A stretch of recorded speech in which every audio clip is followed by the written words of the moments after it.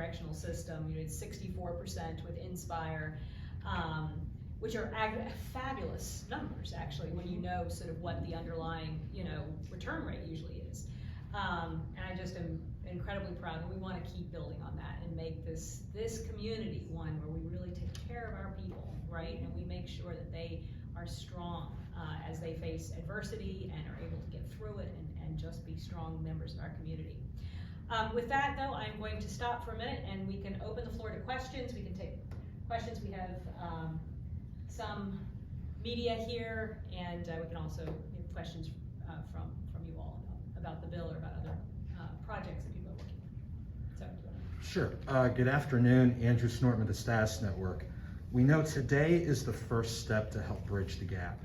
In addition to the partnerships already established, what are additional partnerships that you envision putting in place to help keep making the positive gains that you expect to get from this bill?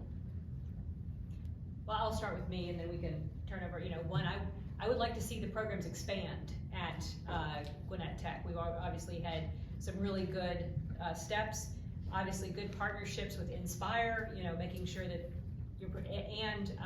your organization as well, where we provide the life skills, the support, things like that. That's partnered with some kind of technical education to get into a good job, with the job placement opportunities, that we want to make this part of a wraparound kind of set of services so that we can get people going. But does anybody else have any comments on sort of, you know, what next steps are, what we can build on? As I alluded to earlier, we already have the partnership with Gwinnett Department of Correction. As far as welding, we're working on another partnership when it comes to diesel mechanic. And that's another opportunity for us. To your question about ban the box, I was part of Governor Deal's administration when he signed executive order to ban the box for certain employment opportunities to get those individuals in the door. Because a lot of employers, when they see that, they don't even take a chance on interviewing them. I would like to see that expand more as far as banning the box, because as I've traveled around the state and I encountered those situations, it was very hard when it comes to those returning citizens. And a lot of times they still have things on their records that are eligible for expungement, but they don't take the initiative to get that off their record, or they don't know the process in which to do that, and that creates another stumbling block. And that's an opportunity that we can expand upon to create even more of an opportunity for those individuals to be gainfully employed. But those are two I would like to see. And from my perspective, from our perspective as an organization, we'd love to see the bill expanded so that one-to-one coaching, because it's one thing for them to be certified in the system, and then to come out to learn the interview skills, those professional development, 30-second elevator pitch resume. But once they go to work, that's where the employers that we're working with, the employers that we're talking to within the chamber, we need to follow them for at least a year, possibly 18 months, so that those issues, we can help them develop self-efficacy in every area of their lives, because many of the folks that we're dealing with, there's been issues, trauma in their childhoods that have created that muscle mass memory that stops them and keeps them from moving forward. So I'd love to see the bill expanded so that long-term coaching with quantifiable outcomes and measures. Because I guarantee you that some of the folks that we're working with within the Growth Park Foundation, they're earning good income, but they still don't know how to manage that income, and really helping them set long-term goals is homeownership. We all know that it's a child that grows up in an environment where homeownership is what it surrounds them. They're more likely to succeed. So I think long-term coaching, success coaching is definitely needed. I will say that one other thing that is coming up is in Buildback Better.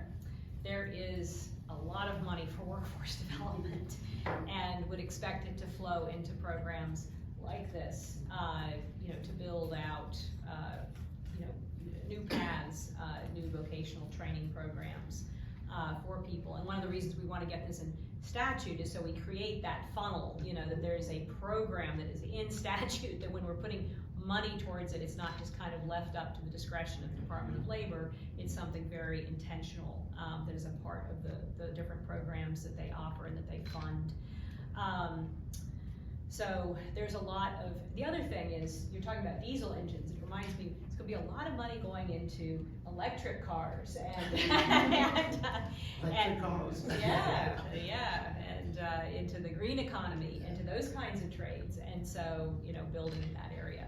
And I got a wonderful tour of the electric vehicle repair shop that you all have here, and they showed me, you know, how very different it is to deal with a car with a battery versus a internal combustion engine. There's a lot to be done in that space, so might be some real opportunity, you know, some real interesting opportunities there. So anyway, okay, any other questions?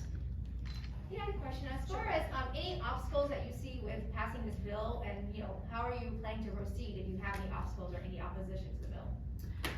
So far, this has been really supported on a very bipartisan basis, and you can see the coalition here that supports this kind of project.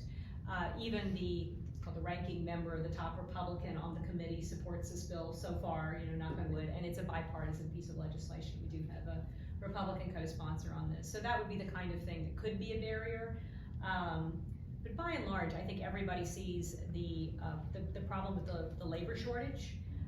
We see this huge opportunity that is available to people in these kind of skilled trades, and we are just not filling them as a country. And these are good jobs, really good wage jobs, and every employer I talk to really wants to try to fill those. So I think we all focus on the divisions in this country, but this is one of those areas where there really is a lot of consensus.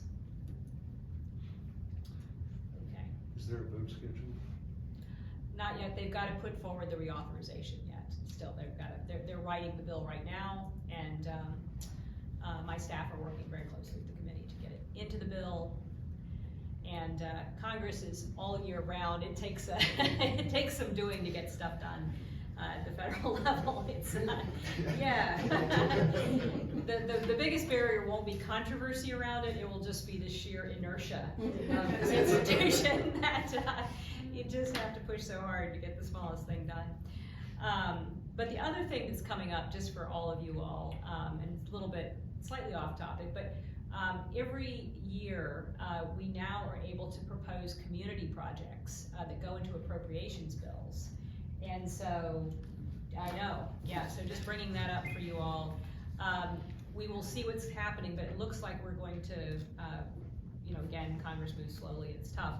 But, you know, it looks like we're going to get some of the community projects that we requested in the current fiscal year. And it's stuff like residential substance abuse treatment programs that we're going to get. Forsyth County Sheriff's Office asked for that.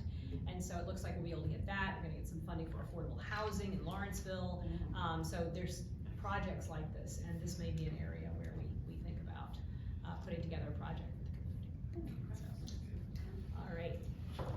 On that happy note.